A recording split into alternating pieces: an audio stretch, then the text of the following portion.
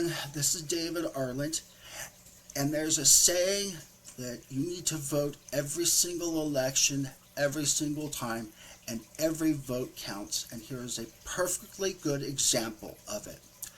We just had a special election in Wallowa County. One of the main things was, are we going to secede from Oregon and move to Idaho? As you can see here, 55% of the people voted, which is actually pretty good.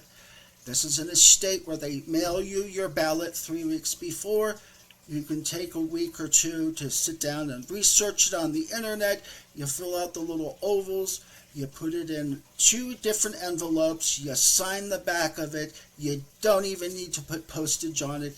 And it goes right to the courthouse. And if you're that paranoid about the Postal Service, you can actually hand deliver it.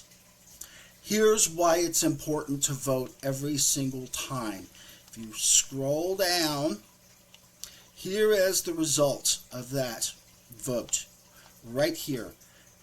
It passed with 8 votes.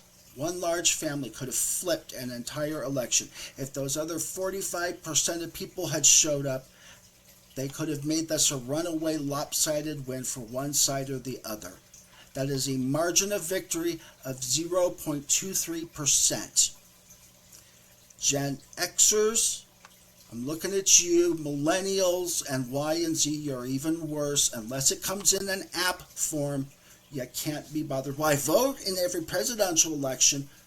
Most governorships, as well as every single House and 1/3 of the Senate, is decided in off-presidential elections, as well as a lot of the tax things and everything else are decided in special elections. And if you look at the statewide numbers, it's even worse.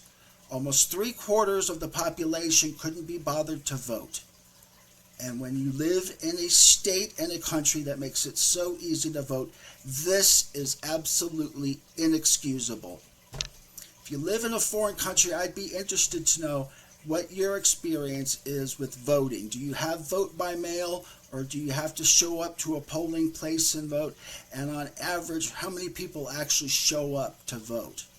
As always, like, comment, subscribe, and share. There was a little bit of controversy, I guess. Some of the ballots were rejected for incorrect signatures. So we'll have to see. Those numbers might actually change. But it appears to be these are the final numbers.